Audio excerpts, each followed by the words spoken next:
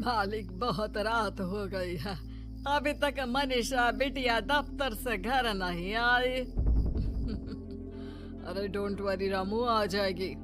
समझदार और पढ़ी लिखी लड़की है, ऊपर से अपने फौजी बाप की तरफ बहादुर भी है। तुम जाकर खाना लगाओ रामू, वो आती ही होगी। जी मालिक। मनीषा मनोहर की इकलौती बेटी थी। मनीषा की माँ का उसके बचपन में ही स्वर्गवास होने और मनोहर के फौजी होने के कारण मनोहर ने अपनी बेटी को बिल्कुल लड़कों के जैसे उस दिन देर रात को मनीषा का इंतजार करते हुए मनोहर और उसका नौकर रामू बात कर ही रहे थे कि मनीषा अपनी कार में ऑफिस से घर आती है। अरे रामू काका, बड़ी भूख लग रही है, जल्दी से खाना लगा दो। और कल मेरे कुछ खास क्लाइंट्स घर पर लंच के लिए भी आ रहे हैं, तो कुछ अच्छा सा बना देना। बताओ मनीषा बेटा, ऑफिस का काम कैसा चल रहा है? एकदम जबरदस्त चल रहा है पापा। इनफैक्ट कल की प्रेजेंटेशन में तो मैंने 2 करोड़ की डील फाइनल कर दी और अगले हफ्ते हमारी कंपनी नया प्रोडक्ट लॉन्च करने वाली है। पता है पापा, मुझे इसका हेड बनाया जा रहा है। अरे वो ये हुई ना मेरी शेर बेटे वाली बात। रामू उस घर में पिछले 28 साल से नौकरी कर रहा था, तो वो घर के सदस्य जैसा ही था। रामू मनीषा को चिढ़ाते हुए कहता है, मनीषा बिटिया, आप कल बाजार से थोड़ी सब्जियां लेकर आओगी?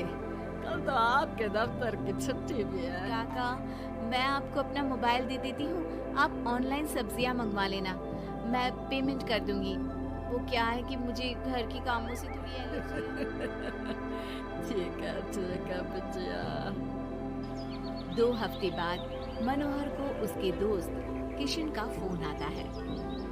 अरे मनोहर, हमारी मनीषा बेटी के लिए एक बहुत अच्छा रिश्ता आया है। लड़का इंजीनियर है दुबई में, तू कहे तो बात आगे बढ़ाऊं।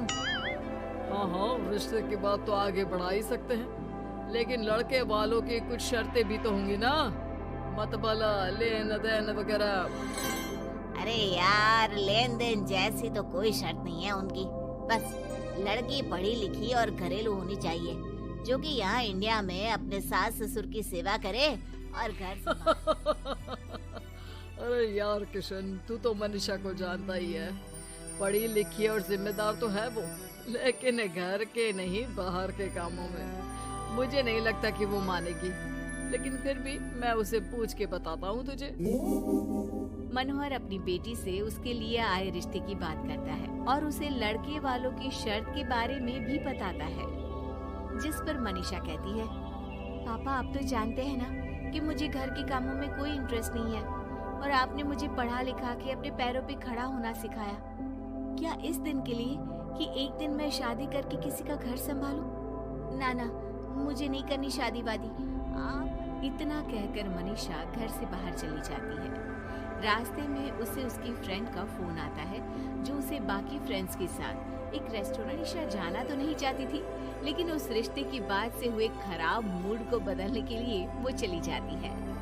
मनीषा और उसके दोस्त एक टेबल पर बैठे होते हैं कि उसकी नजर उसी रेस्टोरेंट में गिटार बजा रहे एक लड़के पर पड़ती है, जो मनीषा की फेवरेट धुन बजा रहा होता है। मनीषा झट से सारी बातें भूलकर उस गिटार की धुन में खो जाती है। थोड़ी देर बाद सब उस लड़के की परफॉर्मेंस पर तालियां बजाते हैं, तो मनीषा भी स्माइल करके तालियां। उसी शाम जब मनीषा घर जा रही होती है, तो उसे वही लड़का दिखता है जो रेस्टोरेंट में गिटार की गाड़ी रोक कर उससे पूछती है कि हाय, जो थोड़ी देर पहले रेस्टोरेंट में गिटार बजा रहे थे। I am so impressed with your talent. Actually वो मेरी फेवरेट धुन थी।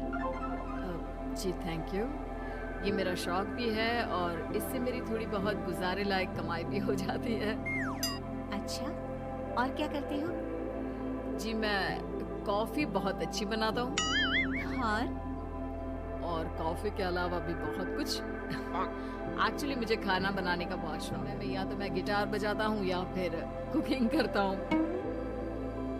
इसी तरह बहुत देर तक बातें करते करते दोनों एक दूसरे को अपना नंबर देते हैं और फिर धीरे धीरे पहले उनके बीच गहरी दोस्ती और फिर प्यार। फिर एक समय आता है जब दोनों शादी करने का फैसला करते हैं। मनीषा अपने पापा को गौतम के बारे में सब बताती है। मनोहर को गौतम बहुत अच्छा तो नहीं लगता, लेकिन अपनी इकलौती कह देते हैं। दोनों की शादी हो जाती है और एक दिन अरे गौतम बेटा, क्या बात है? बहू रानी तो आते ही दफ्तर जाने लगी। सुबह जाती है, देर रात को आती है, और तू घर पे रहता है, तो घर भी तुझे ही तो संभालना पड़ता होगा ना अभी। जी आंटी जी, वो मेरा काम कुछ कम ही चल रहा है, और घर चलाने के लिए किसी को तो दफ्तर जाना ही पड़ेगा ना, तो मनीषा ही चली जाती है, और मैं घर पे रहकर सारा दिन करूँगा क्या? हाँ बेटा, कह तो तू सही रहा है, लेकिन समाज को क्या कहेगा?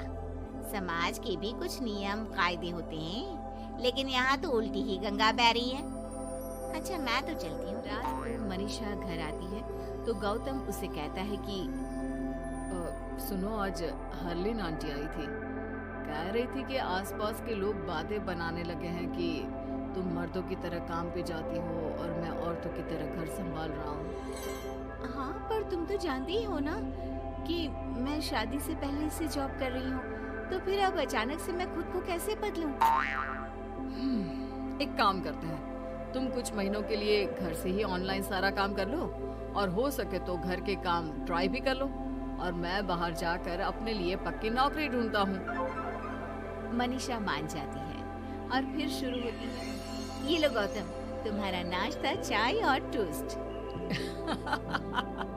ये टोस्ट है या किसी नक्शे का काला प्रिंट आउट? अरे मेरी माँ, चाय में चीनी डालते हैं, नमक नहीं। ठीक है, मैं क्या करूं? चीनी और नमक एक जैसे ही तो दिखते हैं ना। तुम्हें खाना है तो खाओ, वरना ऐसे ही जाओ। अच्छा, तो तुम्हारी क्वालिफिकेशंस क्या है? क्या काम आता है तुम्हें? जी, मैंने वैसे तो बीकॉम किया है, लेकिन काम का कोई एक्सपीरियंस नहीं है। एक्चुअली मेरे पेरेंट्स ने ज़बरदस्ती मुझे ये डिग्री करवा दी थी। मुझे तो गिटार बजाना ही पसंद है सर। ठीक है मिस्टर गौतम, जब हमारी कंपनी को किसी गिटार परफॉर्मेंस की ज़रूरत होगी तब आपको बुला लिया जाएगा। फिलहाल के लिए आप जा सकते हैं। जॉब ना मिलने के दुख में मुख लटकाए गौतम घर आता है तो देखता है कि अरे ये क्या मनीषा, सारा घर बिखरा पड़ा है, और ये किचन की ये हाल। अरे सब ठीक तो है ना? सब ठीक है गौतम, जब बस बना के खा लूं, लेकिन मुझे कोई सामान मिल ही नहीं रहा था, और फिर पता चला कि गैस भी खत्म हो गई है, और मुझे सिलेंडर बदलना नहीं आता। अच्छा, क्यों ना हम बाहर से ही खाना मंगवा ले? हाँ, अच्छा ये तो बताओ, तुम इतने उदास क्यों लग रहे हो? अरे क्या बताऊं, मुझे नौकरी ही नहीं मिली, लगता भी नहीं कि मिलेगी कभी। दोनों उदास होकर एक दूसरे की तरफ देखते हैं, फिर थोड़ी देर बाद हंस पड़ते हैं। काम चलना चाहिए जो हमें अच्छे से आता है।